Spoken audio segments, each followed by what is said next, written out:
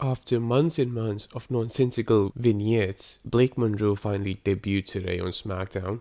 I think they were waiting for this long because SmackDown, I think today was in London, which is a hometown, so they waited for this long. I don't think that was necessary. And if you wanted to wait, why show fucking vignettes from like right after WrestleMania? If you wanted to wait, at least give her some sort of a grand debut, man. Like, what the fuck was this? It literally doesn't make any difference if this was in any other part of the world. Nobody cared.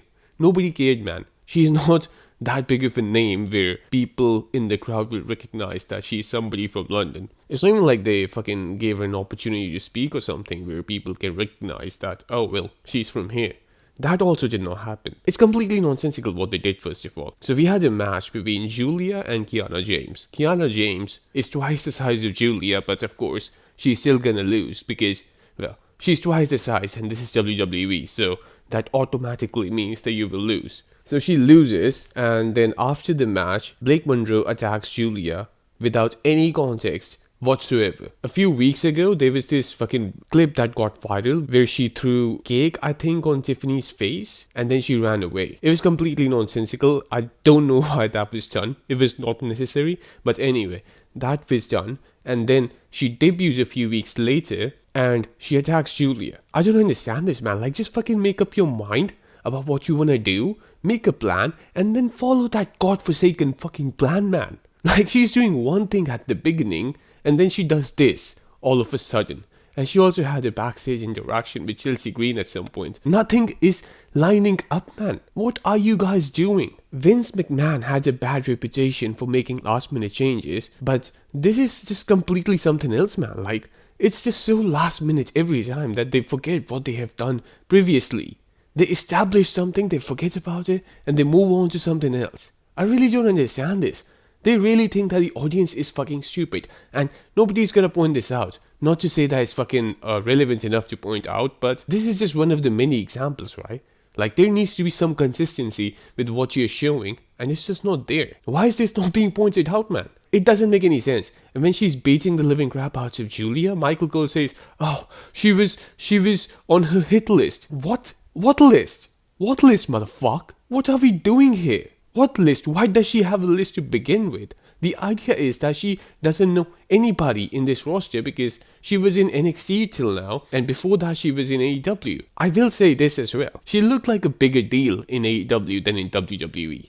That's one of the many things, man. Powerhouse Hobbs looked like a bigger deal in AEW than in WWE. He never became the AEW World Champion back there, but he just looked like a bigger deal. What can you do? He looks like a fucking jabron now, man. Like, not physically, obviously, but like in the essence of Royce Case, he looks like a fucking jabron. But I digress. This was a retarded segment. I don't know what they're doing. If you have seen Blake Monroe's entrance in NXT, it's pretty innovative what they've done. Like, she looks at the mirror and then she steps back and does a pose, and then the camera just cuts to the entrance ramp. Like, I think from what I have heard, she didn't have an entrance today because she just did a sneak attack after the match. I think from what I've heard though, they are going to take that off. I don't know why. I think the idea is just this, like, she's not gonna be above Tiffany Stratton on the card. Like, they don't want that to happen, so it's not gonna happen, even though she's better in literally every way. Like, Blake Monroe has also gotten some work done on her face, but it's not as fucking horrendous or as botched, I guess. I don't know how to say it, man, but compared to Tiffany, it's not that bad. And objectively, she's just a better looking woman, man. What do you want anyone to do? Just because Tiffany came here first doesn't mean that she'd be the one who gets all the opportunities. That just doesn't make any sense. Blake Monroe has more potential. She's better at promos. She's better at everything, man. On one hand, you have a person who genuinely loves wrestling, and on the other hand, you have a person who got a shot somehow. She was into fitness. She somehow got an opportunity to come to WWE. She did because, well, it's a great opportunity, and now she's a wrestler. Like, you just can't compare the two, you know what I mean? Anyway, she does a neutralizer.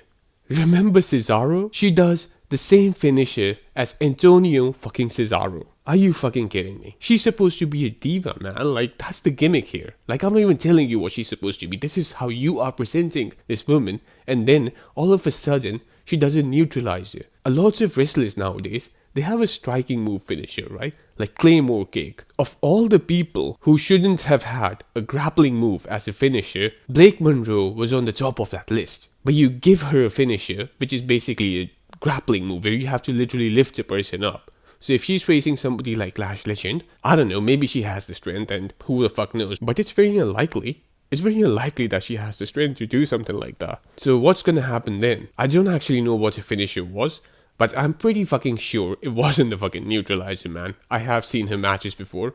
I can't remember the finisher, which is like a big red alarm, but it wasn't the fucking neutralizer. It looks so awkward as well when she was doing it. It just doesn't suit her. I don't know who came up with this idea. The neutralizer belongs to people who are like Cesaro, who can lift people like the picture, and when they do it, you're like, holy fuck, this guy's strong as hell. This is not the same fucking thing. I don't know what's going on here. So overall, this debut was a complete shit show. It tells you that the ceiling for Blake Monroe is basically just a mid-carder, or maybe she's gonna win the title once or twice, who gives a fuck. Everybody gets a shot at the women's title anyway, so maybe she will eventually, but it's never gonna amount to anything meaningful, right? Like whenever she does retire from WWE, or she leaves, whatever the fuck, or she gets fired, there will be no monumental storylines or good storylines as well that she was involved in, which will be remembered for days to come. That's just not gonna happen.